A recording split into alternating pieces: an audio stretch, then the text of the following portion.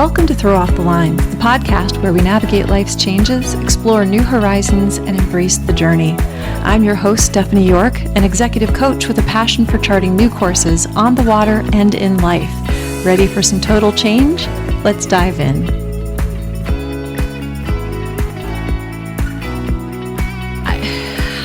Hi there. Welcome to a new episode. This is one that I find to be very personal, and just welcome to Women and Loneliness. And loneliness is such a huge topic right now. The word epidemic is being used around loneliness, and I kind of agree, but that word, we have to be careful how much we apply very, very dramatic language to anything that's bothering us or affecting society. But today I want to talk about women and loneliness and kind of breaking the silence. And of course, this is very personal to me because I happen to be a woman and I've experienced loneliness, and I've found such deep, entrenched loneliness. I was lonely about the people in my lives, but I was also lonely in myself. So today I want to talk about societal loneliness for women. And I think a lot of my other podcast episodes touch on some of the journey I've personally taken to address the loneliness that existed in my life. And this episode, it's pretty raw, it's real, and it's honestly for any woman who's ever felt lonely, which is predominantly all women, especially in places where you thought you were supposed to feel loved. I'm going to share my story a little bit, and then we're going to go unpack why so many women feel this way, and more importantly, how we can start to change it for ourselves and for each other, because we, as a society, have the ability to change. As we change and we grow healthier, we then change the society around us. It's a ripple effect. It's just a fact.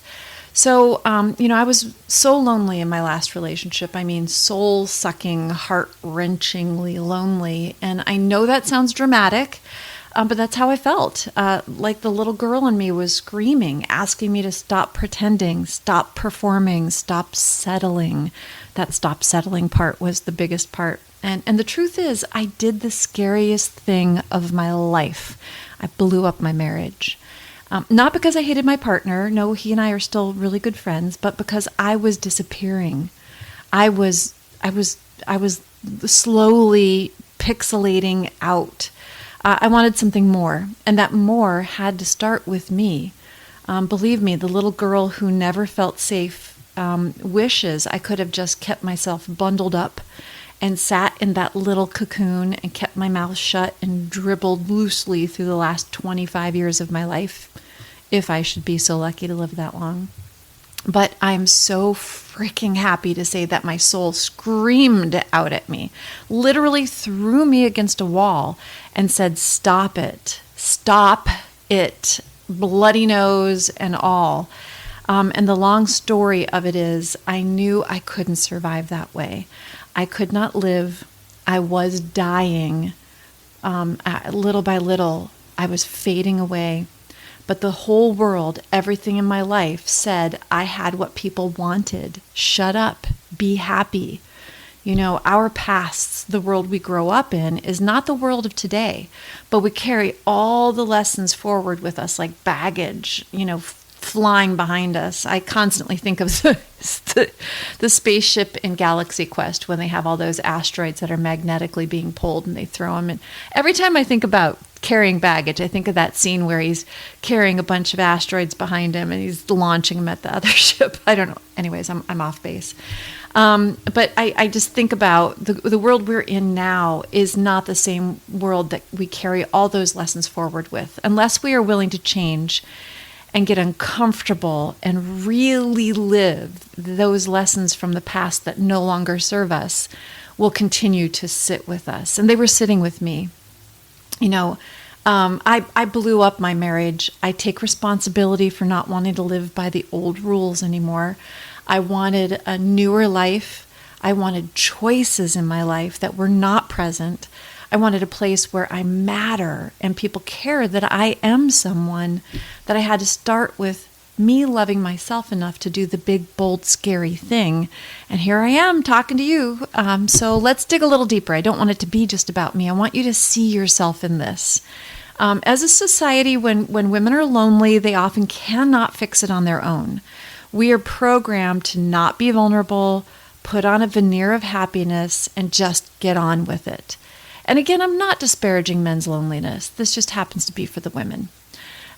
So I just wanted to make sure that, I take full responsibility for not wanting to live by the old rules anymore. So everything I'm doing is for people who want and need change. If you are happy living your life that way, do it by all means. I don't want anybody to uproot themselves if they're not unhappy. So let's zoom out to now. Loneliness in women isn't just personal, it's systemic, it's cultural, it's historical. We're not broken, we're responding to a system that isolates us. And I'm going to talk about 7 ways society causes us to be lonely. So here's how systemically we are lonely. And some of this might apply to you. If you're younger, you might not feel this. You got a different set of information than we did. I'm 58 now, and I grew up in the 80s, and there was a lot of messages coming at us. And the women who are boomers listening to this, you grew up and came of age in the 70s.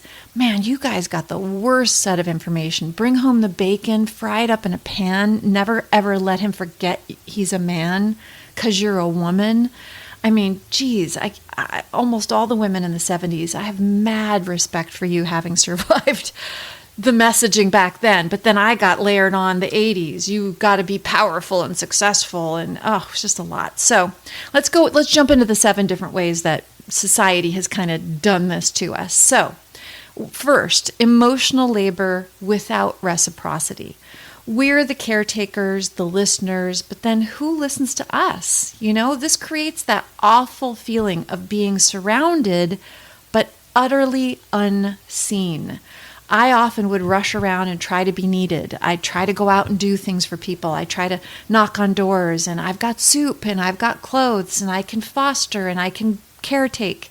All of my value was in being needed, and it was expected of me as well.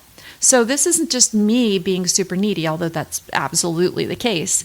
And it's about me feeling the world expects me to be needed. I'd provide emotional support and do so much for others, but they did not have to do anything for me. I graduated with a master's, and it was like nothing happened. Begrudgingly, somebody threw a dinner together. I had to beg for birthday cards and recognition. I had to put my foot down and say by year 5, you need to remember when my birthday is. And I put up with that. That's my fault. I understand. But so many of us have emotional labor without reciprocity. And I felt like I got rewarded with attagirls when I was quiet and just fell in line. I was doing all the lifting and all the emotional labor, and it was expected that I shouldn't expect it for myself. And so if you're doing some of that, I want you to recognize it, and let's take some steps later on to kind of deal with some of that. Relational identity, we are taught to define ourselves through our relationships. We as women, I think that I had a tax, I was on TurboTax, and I had my own account. I had my own insurance. I was self-employed. And then when I got married and he wanted to do TurboTax with me, my accounts got merged into his brand new account. I went on insurance with him, and then all of a sudden I'm merged under him, and I no longer can access my own account that I had for years prior to marrying him. My girlfriend told me she couldn't access financial information without her husband just 10 years ago. And I think that our society was so tied into us being possessed by somebody else or the Mrs. to a Mr. And what happens when those roles shift? Who are we without that title, wife or mom? And our whole society was making us be that person. And I know it was hard for me, and I know things are getting a little bit easier. I was no longer a valuable person in my world. I was no longer an owner of anything. I didn't own a boat. I didn't own a house. I had little value. I went into spaces I had been when I was married and when I was a successful partner. And I went back into those spaces as somebody who was getting a divorce, and I was a single woman, and I was viewed as competition. I was viewed as less than. I was viewed cynically, and people looked down on me as if I was trying to grasp at something or I wanted something they had. It was so fascinating to me. My feelings weren't hurt. That's how society teaches us. And since I was no longer a valuable part, or I was no longer associated with a man, I was less than, and I was graspy and greedy and all this stuff. And my friend and family, they were openly scared for me. So my relational identity is I was taken care of, safe and secure, and I'm no longer that valuable person or being taken care of. I'm fascinated by this. So if you are going to stand up for yourself and you're going to change things, be aware that there is a societal shift, and don't let that relational identity be your identity. Even if you're in a relationship and you're not going to leave it, start to create an identity within yourself, for yourself, that is separate from that relationship. It's really, really important that you see yourself. And we're going to talk more about it later on. And then there's cultural competition. From school to the workplace, we've been pitted against each other, women, that is. And that poisons sisterhood. It makes friendships feel dangerous instead of healing.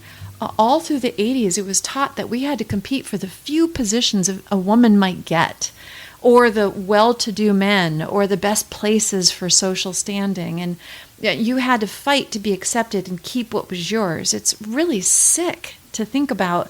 That was sewn into us through our movies and our media and our books and our songs. We were only beautiful in the eyes of the beholder. And if we didn't fit societal norms, the cultural competition is still so thick in me from what I grew up in, and it's still so present in society. And even more, it's more isolating as social media continues to take a larger and larger portion of our attention. And then don't be shamed for having needs, even being called dramatic or needy for just having basic emotional needs.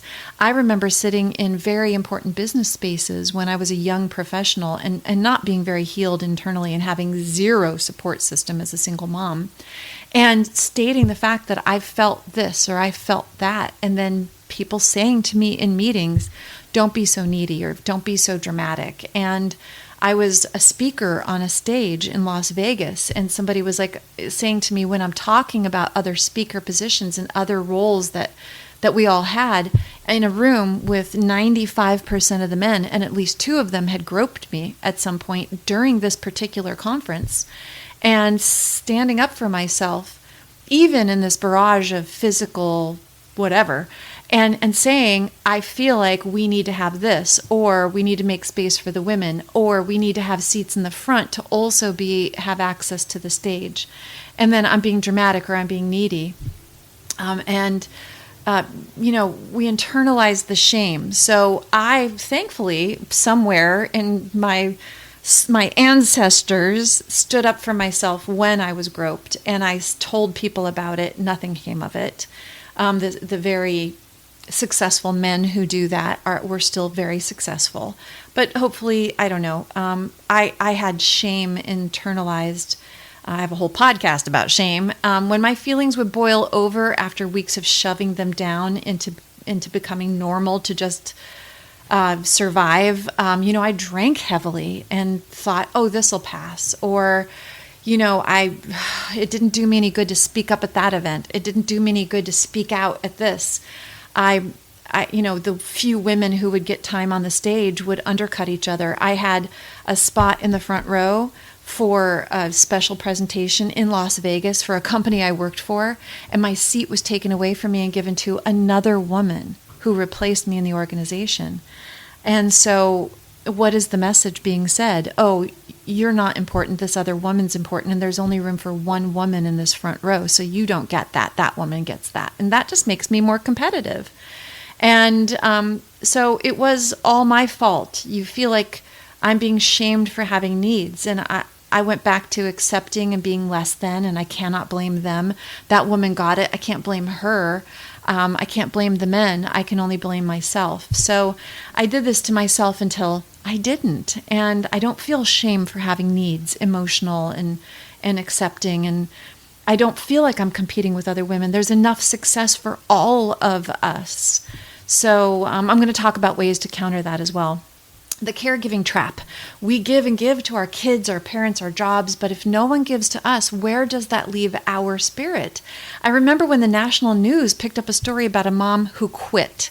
This is probably 25, 30 years ago. And it was funny. She quit making dinner, cleaning, laundry, and her kids were mad, her husband was mad, and they interviewed her and she went on strike, and mom goes on strike, and it made national news, the evening news. And how freaking pathetic is that a woman in, say, Michigan or wherever she was says, I'm not doing laundry and cooking, and it makes the national news, and she went on strike. That was a long time ago, but it could also be today. Look at your life. Can you stop doing things and start picking up for yourself and sticking up for yourself and sticking up for your needs and pushing off the responsibilities and not taking on the full burden for yourself? We so often are forced to. When can you stick up for yourself, and where can you do that? And then there's performative social connection. We all do this. We want to post on social media that we're doing great, we're living the best life. And some of us are disconnecting from our real feelings by doing performative social connection. I do some performative social media as well. But I'm saying you don't need to put things up that are just sunshine and roses. You don't need to go online and cry into the microphone to get sympathy. AI is scaring so many people that honesty is missing, that maybe putting up that I'm not having a good day might open up a conversation with other people. But don't do performative social connection just to do connection. If you're not feeling it, stop posting on socials altogether. We'll talk a little bit more about this too. And invisibility with age. This is a big deal. Getting older as a woman can feel like becoming invisible. But I say no more. We are not fading. We are deepening our connections with ourselves and our connections with the world as we age. We're no longer caretakers predominantly. A lot of us have aged out where our kids are older and taking care of themselves. We have new freedoms. We have new ability to connect. We are not invisible. And when we say that we feel invisible, it just expands that topic. And I'm going to tell you, there are more women on TV, in movies, and everywhere who are embracing their age and not making excuses. And thank you, boomers, for paving a way that says, I am valuable, I will age and set new limits and be my big, fabulous self no matter what. I am right behind you, sister, and I am going to speak loudly and put as much out there as I possibly can. So I don't want to just talk about the problem. I want to share what's helped me and what might help you in this loneliness that we're feeling. For every root cause, there's a way forward, and here's what I've learned. So set boundaries. Ask yourself, does this relationship nourish me or drain me? Really, really get a piece of paper out and write down, does this relationship nourish me or drain me? And that is every relationship you have in your life. Really think about interactions after they've happened and ask yourself that question. Am I nourished and feel good about that, or did it rob me of my good feelings, self-care, and drain my energy? I had to do this when I stopped drinking. And stopping drinking was so that I could become a lot closer to who I truly am, because I was drinking and going out and being in situations I wouldn't want myself to be in. And I was interacting with people who weren't treating me really great. And I was making excuses for them. And when I stopped drinking, I no longer made excuses for myself either. And I started to look at everything and say, I don't feel good about that interaction. I don't feel good about that place. I don't want to go there anymore. And I started really cutting things out of my life that didn't serve me. And when I got really quiet, other people stopped reaching out to me too. That's very interesting. You know who your people are. You know who your healthy people are, and the ones that really want to be with you will be with you. So ask yourself, does this relationship nourish me or drain me? And if it's your personal relationships with your family, your kids, your spouse, you do not have to participate in the same way. Even if you're married and you want to keep your marriage together, you can start to alter the contract and alter the agreement, and that person will come along or not. And then reclaim your selfhood. Who are you when no one is looking? Do one thing this week just for you. Seek therapy or seek coaching or journaling in spaces where you Your full self is welcome, where there is zero judgment. Step into a place where all of you is accepted and embraced. Therapy and coaching and journaling are all excellent ways to get non-judgmental support in a space where you can feel free to be all of you until you're ready to go out into the world and be stronger and more present and ready. I often tell people, if you don't have money and you haven't been able to find a therapist yet, get a journal. It is the most incredible free way for you to self-therapize. Do not go on AI and start asking questions for therapy responses. AI is not intelligent enough yet. It will get there.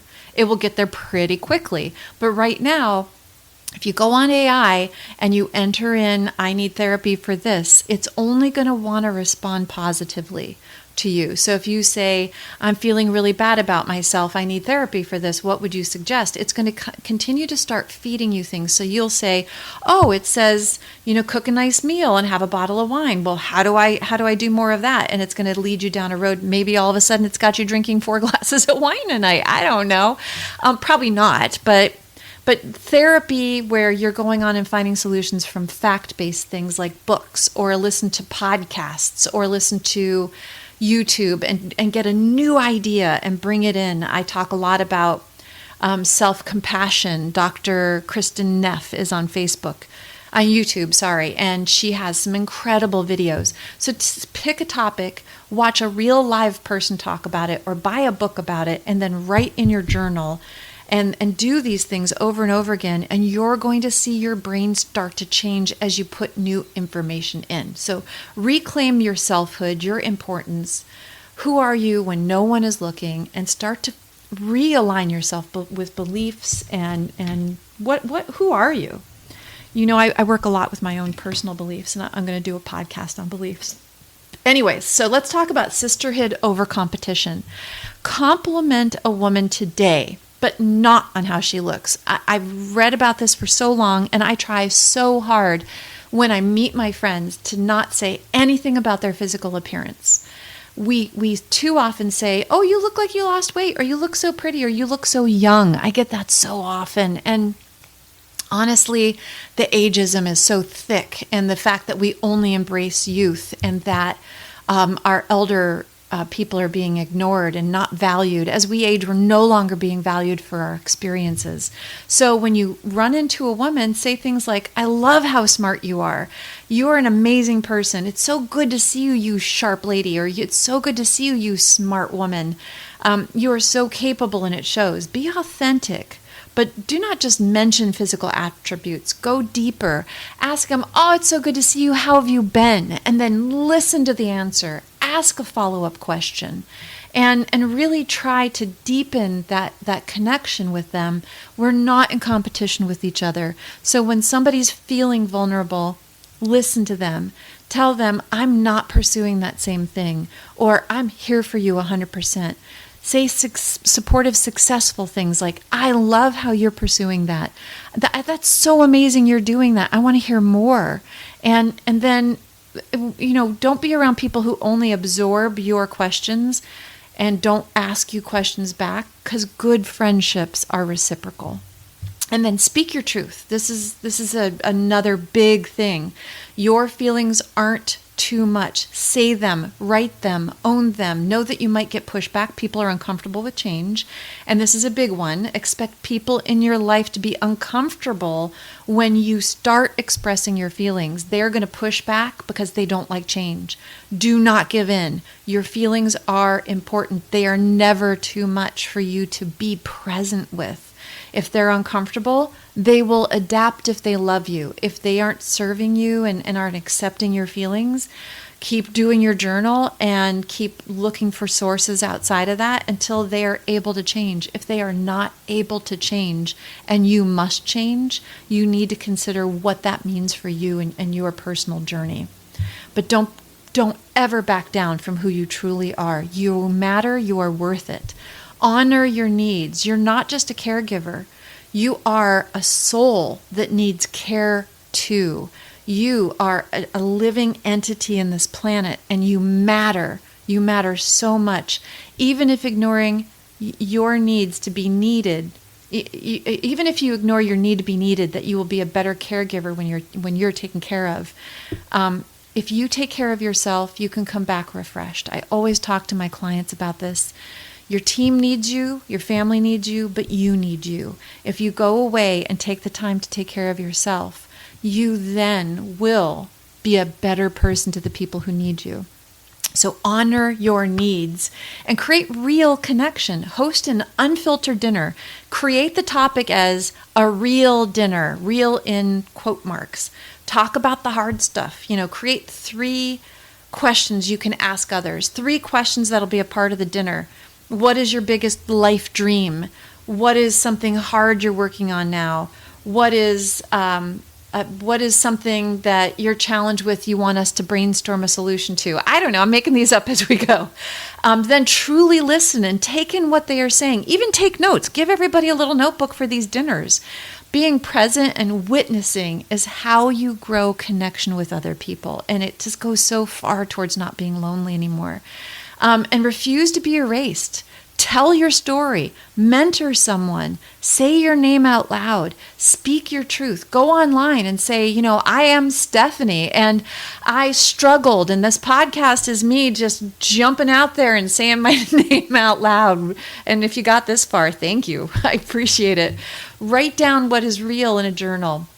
Get therapy, find resources, look into your soul and find the voice, the giant sound that will come out of you that is only yours, is needed in this world. The world needs to hear it. You are important and you do truly matter. And I want to leave you with this. Loneliness is not a personal failure. And I think that it's a societal wound that we're all living through right now. Loneliness is not your fault. Loneliness is not a failure. There is no shame in being lonely. We're all being sold this book of business, these goods. I don't know if I'm saying it correctly. We're all being sold the idea that everybody has these friends and they all have these great relationships, and we're being sold this stuff by influencers online and by people on TV, and we're being sold this idea that everybody has these great connections and that we don't, and we must be bad or shameful or unworthy, and then loneliness becomes a coat we put on while we use substances to make us feel better, and we're chasing dopamine every day, and we're addicted to our phones. If you say you're not addicted to something, you are probably addicted to dopamine and habits, social media, and our phones. I am. I'm fighting it right now. I'm fighting it so hard. I have no attention span because of my stupid phone, and I'm going to keep fighting it. But loneliness is not your fault, and it's not a personal failure. But every time you choose honesty over pretending, connection over comparison, you are healing that wound inside of yourself. For you, for all of us. When you get better and healthier, we all collectively get better and healthier. We all collectively need to be more present. If you see someone trying to reach out, trying to connect, be there with and for them. Make the commitment. Make a list of people you need to connect with right now. Call somebody, leave a message, send a text. Pick to do it with one person a day, whether it's a family member or a friend or somebody that you thought, I kind of had a connection with that person. Make a list of those people and every day connect with one person through a text or a phone call or a video. People love to get videos. Make a video on your phone and send it to somebody. We're all a part of this planet. We all need to see each other more clearly. So, what's one bold, scary, beautiful thing you can do for yourself this week? Think about it. You're worth it. You matter. And if no one's told you that today, I'm telling you now. I matter. And it took me a long time to really own that. And I matter. It's tattooed on my soul. My soul is screaming it at me. And I really want you to feel that yourself. So until next time, have a total day. Give yourself a hug because you made it through this, and loneliness is not your fault. I hope you find some connection soon. Take care.